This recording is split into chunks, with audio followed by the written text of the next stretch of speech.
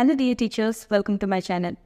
జనక మనం ఒక government teacher జాబ్కి అప్లై చేయాలంటే దానికి సంబంధించిన పూర్తి డీటెయిల్స్ మనకి గవర్నమెంట్ ప్రొవైడ్ చేస్తుంది.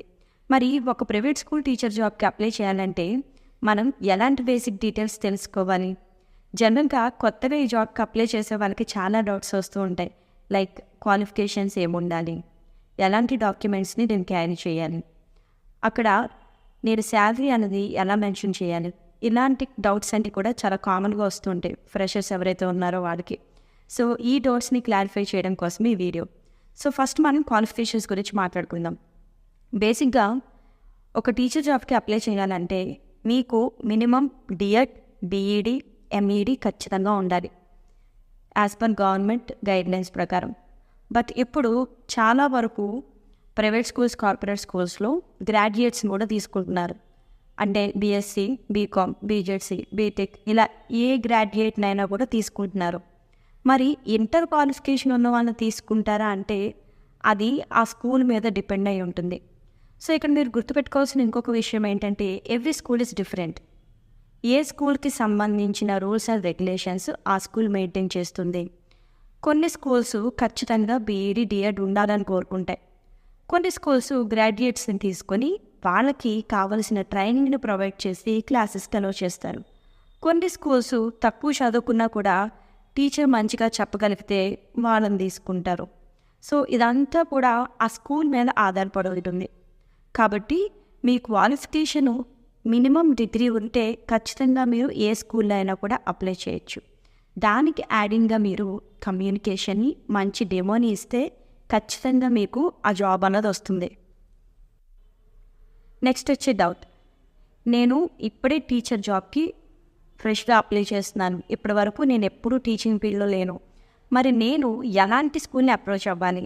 మనలో జనరల్గా చాలామంది ఏమనుకుంటారంటే స్టార్టింగ్ కాబట్టి ఏదైనా ఒక చిన్న స్కూల్ని చూసుకుందాం, 1 year లేదా 6 months ఇక్కడ వర్క్ చేసిన తర్వాత కాస్త ఎక్స్పీరియన్స్ వచ్చిన తర్వాత మంచి స్కూల్కి వెళ్దామని ఆలోచిస్తూ ఉంటారు.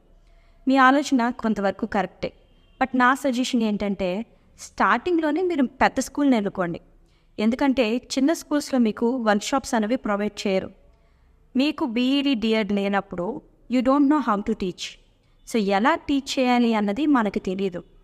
ఎంత మనం వీడియోస్లో చూసి కొంతవరకు నేర్చుకున్నా పెద్ద స్కూల్స్లో మీకు వర్క్షాప్ ప్రొవైడ్ చేయడం వల్ల వాటికి అటెండ్ అవుతే ఖచ్చితంగా మీకు ప్రాక్టికల్ నాలెడ్జ్ అన్నది గెయిన్ చేయగలుగుతారు. ఇప్పుడు బీఈడి, డిఎడ్లో చేయించేవే వాళ్ళు ఏం చేస్తారు, ఈ ప్రోగ్రామ్స్ అన్నీ ఎక్స్ప్లెయిన్ చేసి వాళ్ళ చేత క్లాసెస్ చెప్పిస్తూ ఉంటారు. డిఫరెంట్ స్కూల్స్లో వాళ్ళ క్లాస్ రూమ్లో ప్రాక్టీస్ చేస్తూ ఉంటారు. సో మీకు ఈ ప్రాక్టికల్ నాలెడ్జ్ కావాలంటే వర్క్షాప్స్ మీకు చాలా బాగా ఉపయోగపడతాయి. సో నా సజెషన్ ఏంటంటే కాస్త ఇబ్బంది అయినా పర్లేదు, పెద్ద స్కూల్ని ఎంచుకోండి. మేడం పెద్ద స్కూల్ అంటే ఏంటి అని మీరు నన్ను అడగచ్చు. సో రెప్యూటెడ్ స్కూల్స్ ఉంటాయి. ఖచ్చితంగా మన విలేజ్లో లేదా మన సిటీలో ఒక బ్రాండెడ్ స్కూల్ అన్నది ఖచ్చితంగా ఉంటుంది. మీరు అక్కడి నుంచి స్టార్ట్ చేయండి మీ జర్నీని. కొత్తలో చాలా ఇబ్బందులు ఉంటాయి, ఖచ్చితంగా మన ఇబ్బందులను ఫేస్ చేస్తాం. బట్ మీరు వాటిని తట్టుకొని కొన్నాళ్ళు అక్కడ వర్క్ చేయగలిగితే మీరు ఎలాంటి స్కూల్లో అయినా వర్క్ చేయగలుగుతారు. లేదు చిన్న స్కూల్లోనే వర్క్ చేస్తామంటే దట్స్ యువర్ విష్, మీరు అక్కడైనా వర్క్ చేయొచ్చు. బట్ మీరు వర్క్ చేస్తున్నంతసేపు మీ స్కిల్స్ని ఎన్హాన్స్ చేసుకోవడానికి ట్రై చేయండి.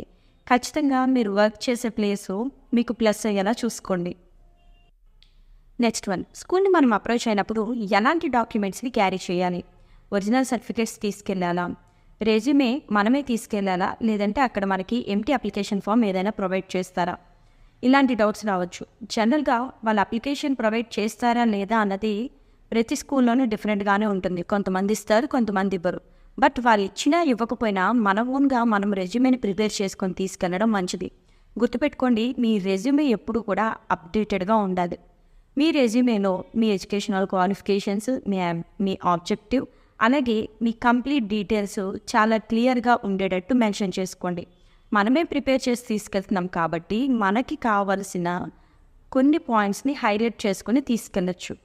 సో అక్కడ వాళ్ళు ప్రొవైడ్ చేసినప్పటికీ మీరు తీసుకెళ్తే మీరు ఆల్రెడీ ఆ జాబ్కి ప్రిపేర్డ్గా ఉన్నారు అన్న విషయం వాళ్ళకి అర్థమవుతుంది. గుర్తుపెట్టుకోండి, మీ రెజ్యూమే ఎప్పుడు కూడా అప్డేటెడ్గా ఉండాలి.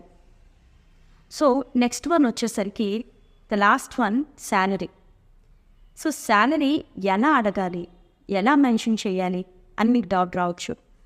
కంపల్సరీగా కొన్ని స్కూల్స్లో ఎక్స్పెక్టెడ్ శాలరీ రాయమని చెప్పి మనకు అప్లికేషన్ ఫామ్లోనే ఇచ్చేస్తారు. మరి ఎంత వేయాలి అంటే అది ఖచ్చితంగా ఒక స్కూల్ నుంచి ఇంకొక స్కూల్కి వేరుగా ఉంటుంది.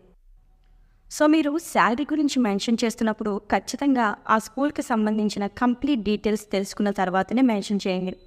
జనరల్గా ఇక్కడ మనం బాధపడాల్సిన ఇంకొక విషయం ఏంటంటే, చిన్న స్కూల్స్లో మనం ఊహించినంత శాలరీ రాదు.